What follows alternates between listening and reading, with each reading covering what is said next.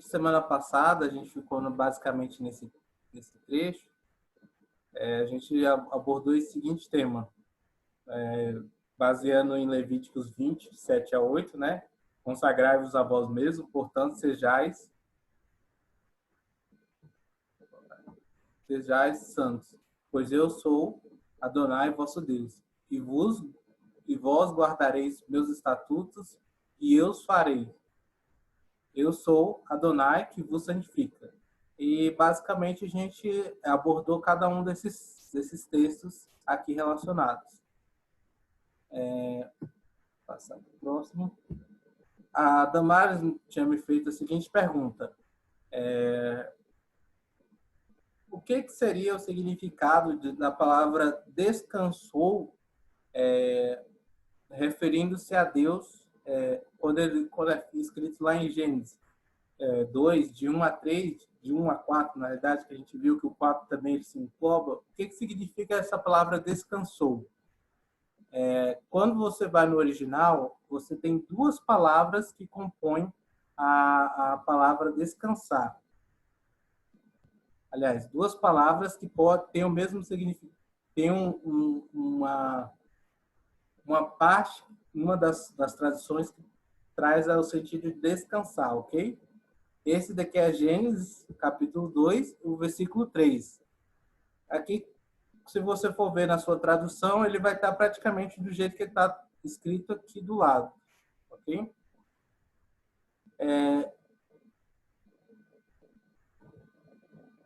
Primeiro eu vou abordar Gênesis 2:2. Quando você chega na parte da tradução do descansou, do versículo 2, ele está com a palavra Vashbot. E eles trazem como se fossem a tradução descansou. Mas essa palavra também ela pode ser traduzida como descansar, pode ser traduzida como repousar, ou terminar, ou fazer greve. E no verso 3, ele traz a palavra Shavat, que também tem essas mesmas traduções. Descansar, repousar, relaxar, terminar ou fazer greve. Ok? Então, tanto no verso 2, no verso 3, quando eles traduzem que Deus descansou, você poderia mudar para qualquer uma das traduções. Ele repousou, ele relaxou, ele terminou ou ele fez greve. Literalmente isso. Só que quando você vai fazendo a leitura, você vê que se encaixaria melhor outras palavras, igual e acabando Deus no dia 7º a sua obra que tinha feito, aí sim poderia colocar descansou ou repousou no dia 7º de toda a obra que tinha feito. Ou seja, você poderia mudar para repousou ou terminou. Mas quando você vai, o Vashbot, quando você vai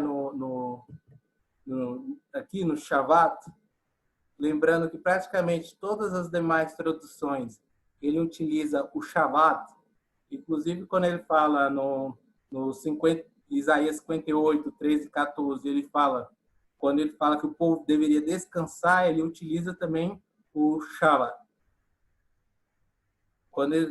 Praticamente todos os textos, quando ele fala com o ser humano, ele fala Shavat. Aí a gente vai perceber que essa palavra aqui, ela muda. Ela tem que mudar o sentido. Aí vamos ler. E abençoou Deus o dia 7º e santificou. Porque nele, aí em vez dessa palavra descansou, porque nele ficou satisfeito de toda a obra, de toda a sua obra, que criara Deus e fizera. Então, essa segunda palavra, essa palavra Shavat, ela poderia ser traduzida como ficou satisfeito. Por quê? Deus, cada dia, ele criava alguma coisa. Se você for ver todo o Gênesis 1, Ele criou os luminares no primeiro dia, fez separação no segundo. A partir do segundo dia, a partir do terceiro dia, toda vez que ele criava alguma coisa, que ele mexia com a terra, ele falava, no final, o texto diz, e viu que isso era bom. E Deus viu que isso era bom. E Deus viu que isso era bom. Quando chega no sexto dia, ele cria os animais selváticos e tudo. Aí no final ele cria o homem e a mulher, ele fala, em vez dele falar, e viu que isso era bom, ele fala, e viu que isso era muito bom.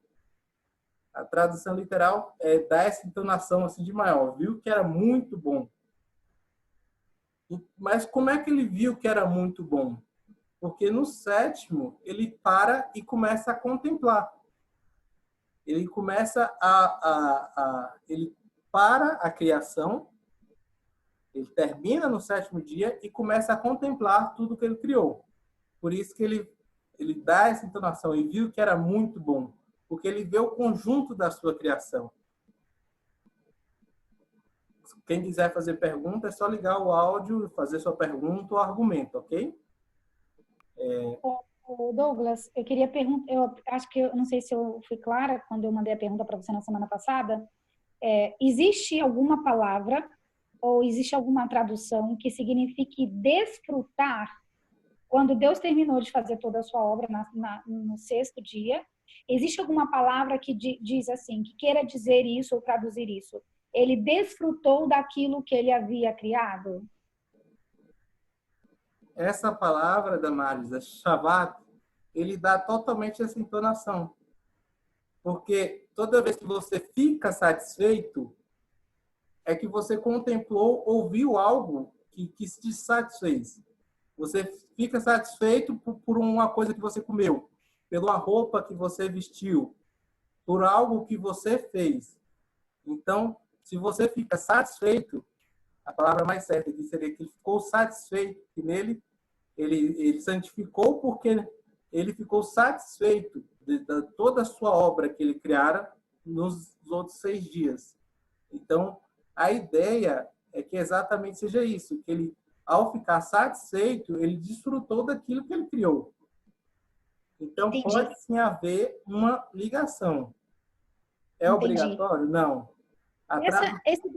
Esse desfrute, essa satisfação, sabe? Você ficou satisfeito, esse desfrute, ele tem a ver hoje com que eu falo assim, o que a igreja judaica acredita que é a guarda do sábado.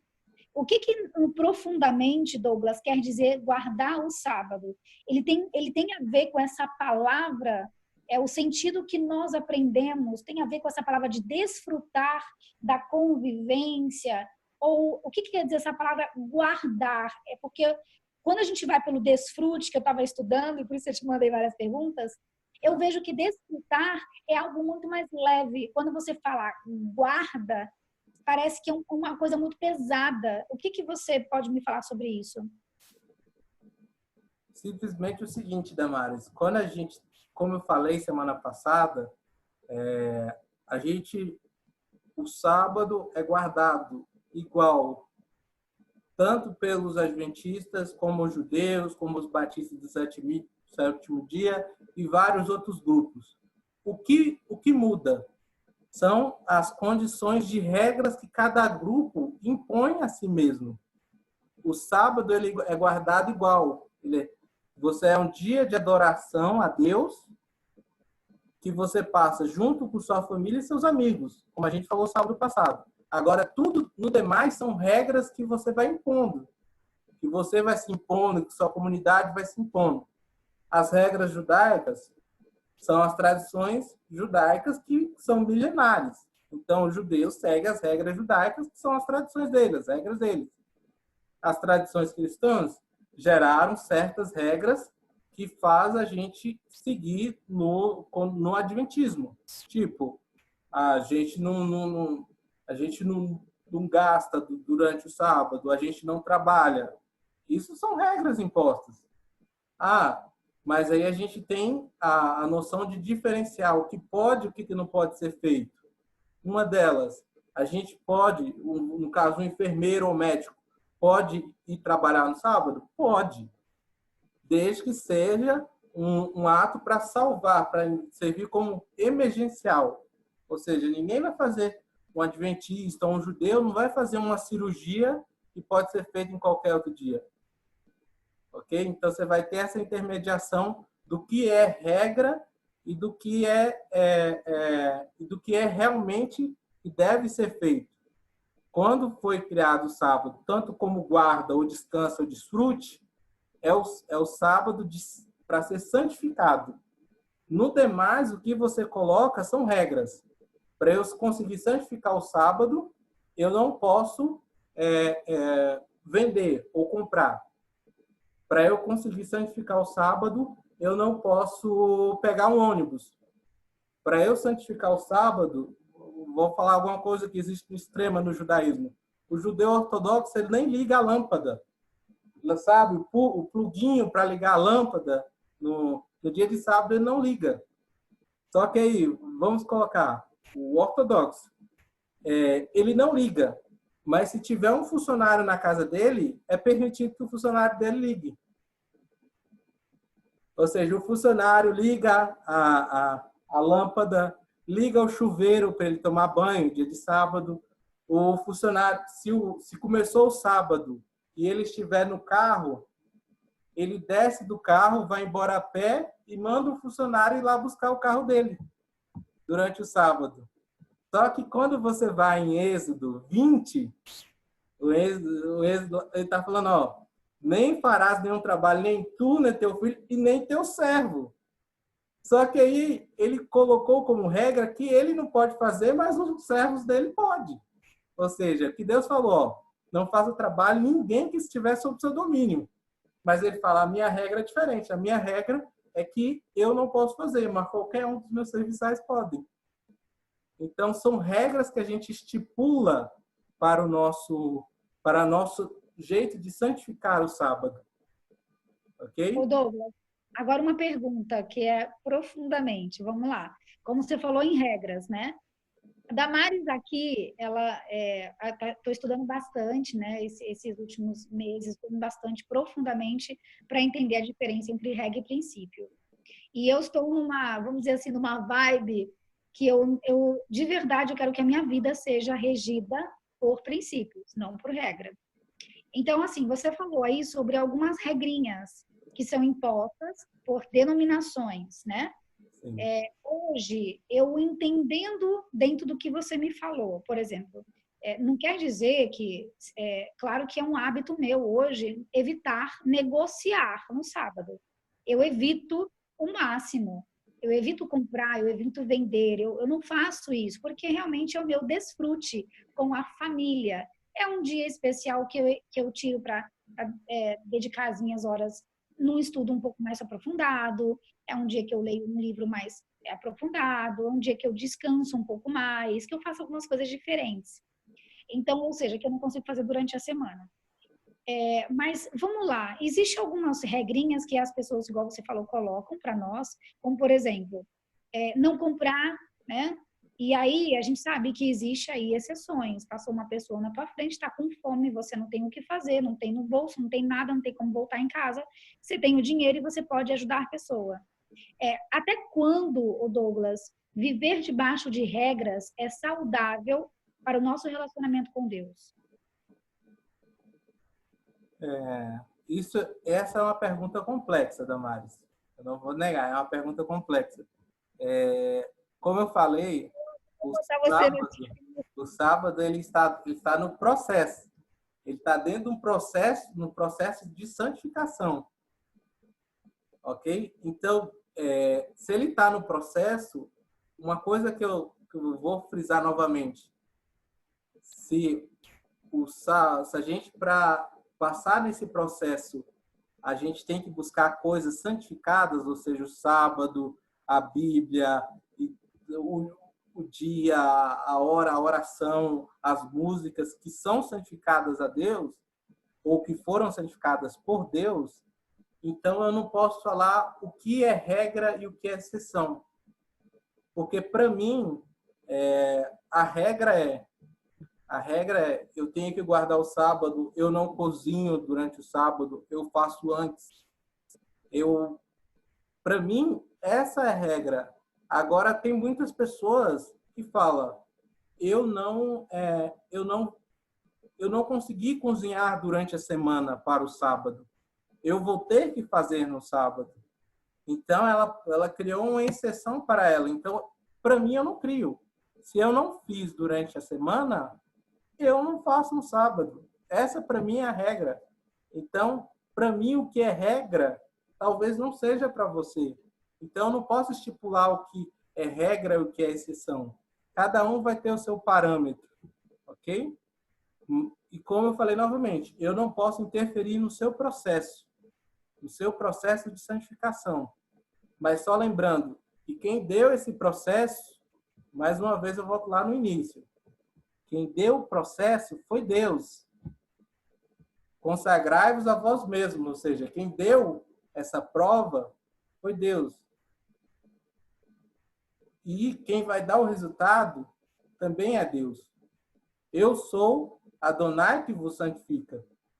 Ou seja, você, quando aceita a salvação tanto no judaísmo, quando você aceita o judaísmo, aceita o cristianismo, você começa o processo de consagração, processo de santificação. Mas quem deu o processo foi Deus. Isso é uma coisa que precisa ficar bem claro nas nossas mentes. Quem deu o processo foi Deus e quem vai dar o resultado é Deus. Ele simplesmente aplicou a prova e depois ele vai dar o resultado. E qual é esse resultado? A gente conhece no Adventismo como salvação, santificação e depois a glorificação. E é nesse processo que a gente está trabalhando. No momento que eu aceito a salvação, eu entro no processo de consagração, de santificação. O resultado, que vai ser dado por Deus, vai ser o momento de glorificação. Como eu falei no sábado passado,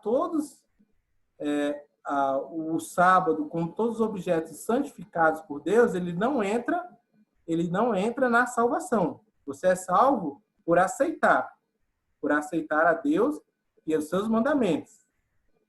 Mas você precisa, mas você entra automaticamente no processo de santificação a partir da salvação.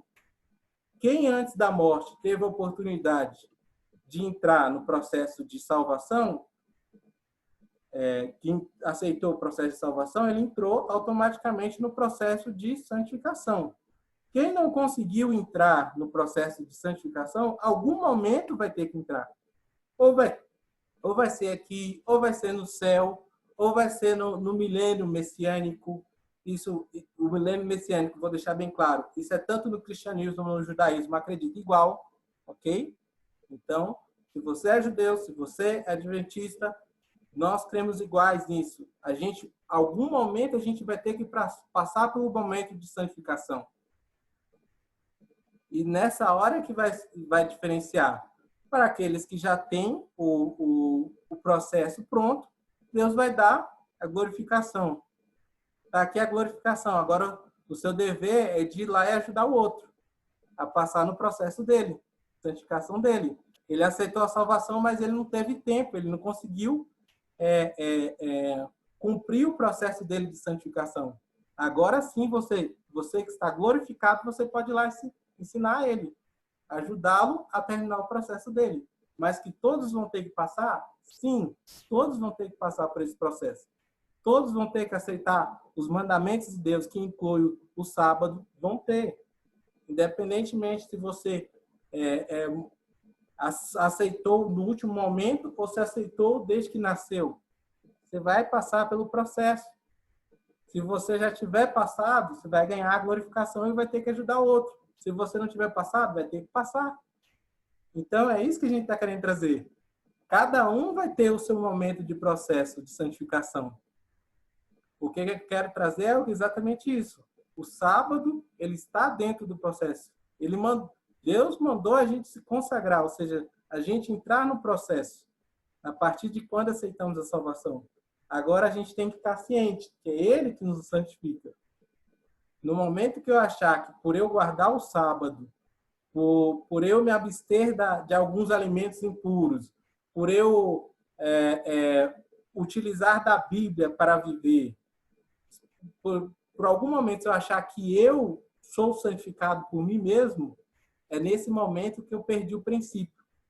Eu coloquei a regra do eu acima do Deus que deu e santificou essas coisas. Então, no momento que eu coloco eu acima do santificador, do santo, eu perdi totalmente a linha do processo. E aí eu volto para trás da linha da salvação. Porque exatamente eu perdi totalmente a crença em Deus e eu comecei a criar a crença em mim. E aí sim eu coloquei a regra no local do princípio. E a gente tem mais 4 minutinhos. Eu só queria ver se eu consigo falar sobre... Deixa eu ver. Tá. Eu queria fazer uma pergunta. Pode fazer. Eu recebi esse livro de um amigo que é da Assembleia de Deus. Eu posso mandar esse livro para você dar uma olhada sobre as regras do sábado. E aí você acrescenta aqui, conforme lá a tradução hebraica, conforme a Bíblia foi traduzida, né? Okay. Para que eu possa mandar ele de volta para essa pessoa entender e estudar, entendeu? Os princípios. Que ele diz aqui, nós somos desobrigados do sábado. Por quê? Porque o sábado é um mandamento, não é um mandamento. O domingo é que é o termo que significa dia do Senhor. Entendeu? É cada coisa absurda. Mas aí, como combater? Quando você olha domingo, a tradução dele quer dizer mesmo dia do Senhor. Mas o domingo, esse nome domingo, ele foi criado pela Igreja Romana. Né? Então, acho que nem tem na Bíblia, né? Na Bíblia não existe a palavra domingo. Existe o primeiro dia. Isso aqui eu até acrescentei muito aqui. Você vai ver, porque eu vou te mandar esse livro, você vai ver que tem muitas coisas que eu já grifei. Então, você acrescenta aquilo que possa me ajudar e ajudar a alertar esse irmão, né? Para ele abrir a mente. Com certeza, pode me mandar. Eu dou uma olhada assim. Tá bom. Obrigada. De nada. Então, é só para fechar esse princípio, os princípios de guarda do sábado, ele é muito vasto, tem muita coisa para estudar sobre ele. Voltando só um texto que a gente estudou semana passada, o texto de Lucas 4,16, lá falava o seguinte, uma coisa que ninguém consegue perceber. Lá fala, Jesus voltou a Nazaré, né? Falava que Jesus voltou a Nazaré, e ele entrou no sábado na sinagoga conforme o costume para ler.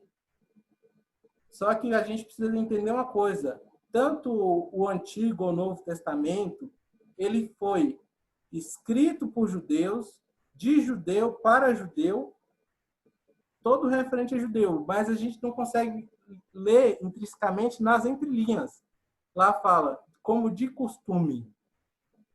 Só que, pensa comigo, se fosse, para que se você está falando de um judeu para outro judeu, ele precisa colocar essas duas palavras, como de costume. Se você está falando de judeu para judeu, não precisa falar que é de costume. Ou seja, o que o texto deixa claro? Não era costume de todo judeu ir à sinagoga no sábado, nem para ler, nem para orar. Era um costume que Jesus e possivelmente a sua família criou e algumas outras famílias criaram. Não estou falando que a gente não deve ir à igreja para orar, para adorar, porque Jesus teve esse costume. A gente também tem que ter esse costume. A gente pode criar os nossos próprios costumes. Eu estou falando o seguinte, que a gente tem que criar, ver o que é regra, o que é princípio para a guarda do sábado. Para mim, eu sigo como costume ir à comunidade, à igreja e à sinagoga. Eu sigo como costume. Quando Conforme Deus me dá forças, eu vou. É meu costume, mas não é uma regra.